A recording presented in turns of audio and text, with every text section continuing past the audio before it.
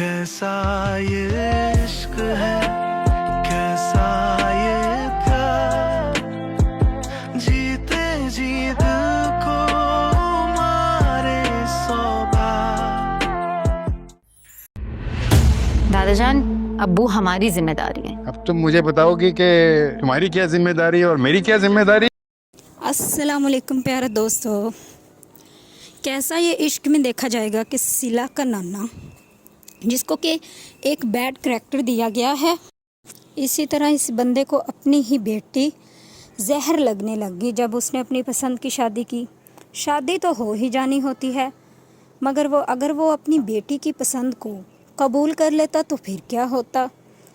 इस तरह के इंसान को तो घर का बड़ा होना ही नहीं चाहिए, जिसके हाथ में फ़ैसला हो और वो गलत फ़ैसले करे। इसी तरह वो अपनी ही औलाद के लिए वबाल जान बन जाता है। ना तो औलाद उसे निगल सकती है, ना ही औलाद उसे छोड़ सकती है। अब औलाद बेचारी जाए तो जाए कहाँ। अब सिला की माँ ने बेचारी ने अपनी जान दे दी, मगर अपने बाप के दिल में जगह ना बना पाई, क्योंकि उसने अपने पसंद से शादी की थी। इसी वजह से उसके बाप ने उसको माफ़ नहीं किया। वो अपने बाप को मनाने के लिए आई घर में, वापस जाते हुए अपनी जान दे दी उसने, क्योंकि उसके बाप ने उसे परेशान ही इतना किया था कि वो बेचारी जाती तो जाती कहाँ।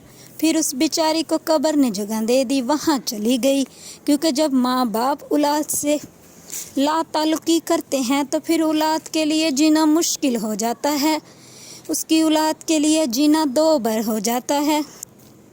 अब उसके नाना ने तीसरे घर में टांग फंसा रखी है, यानी कि अगर तूबा, उसका माँ भी खुश है, उसकी बाप भी खुश है, मगर फिर भी उसने जाके तीसरे घर में टांग फंसा ली है कि मैंने तुम्हारी शादी नहीं होने देनी, तुम्हारी पसंद से कहीं कुएं में जहाँ भी जगह मिली तुम्हें धक्का दे दूँगा, मगर पसंद की शादी नहीं होने देनी।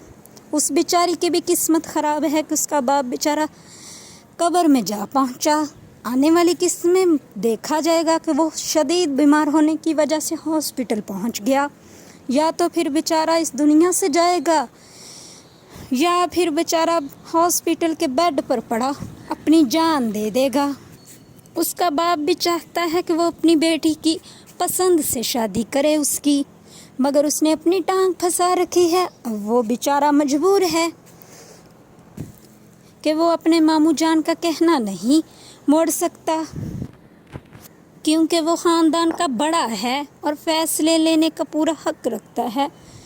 अब वो बेचारा सोचता है कि ये बड़ा है, इसकी बात माननी चाहिए, मगर बड़े को ये बात समझ में नहीं आ रही कि जिनकी बेटी है, जब वो राज़ी हैं तो उसे क्या मसला है। मगर नहीं, उसने तो अपनी टांग लाजमी फंसानी है उसमें, जिस तरह उसने अपनी बेटी की ज़िंदगी में अपनी टांग फंसाई।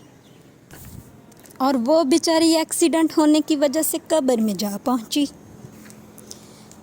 सिला तो अली से बहुत मोहब्बत करती है, लेकिन जो उसके नाना के हालात हैं, लगता नहीं कि वो उसकी पसंद की शादी होने देगा। वो उसको भी अपनी बेटी की तरह किसी दिन कब्र में उतार देगा, मगर शादी नहीं होने देगा। और अगर इसी तरह ही औलाद कोई गलत कदम उठा ले तो फिर सोचा जाएगा कि इसे सारी ज़िंदगी माफ़ नहीं करना, क्योंकि इन्होंने हमारे ख़िलाफ़ जाके फ़ैसला किया है। जब आप उसकी पसंद पे राज़ी ही नहीं होंगे तो फिर वो बेचारा कहीं तो फ़ैसला करेगा, फिर वो अपनी पसंद का फ़ैसला करेगा। जब आप राज़ी नहीं होंगे, राज़ी करने पर भी राज़ी नहीं होंगे।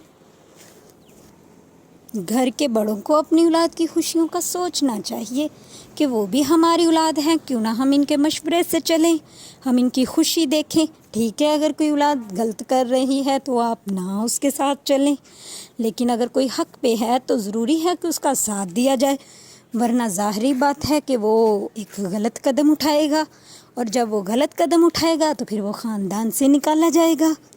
अब वो तूबा बेचारी जो कि जॉब करती है, वो डिपेंडेंट है, अब वो उसको देखकर भी उसे खुशी नहीं होती कि ये मेरे बराबर क्यों है, ये कमा क्यों रही है। अगर ये कमाएगी तो खुद मुख्तार होगी, और अगर ये खुद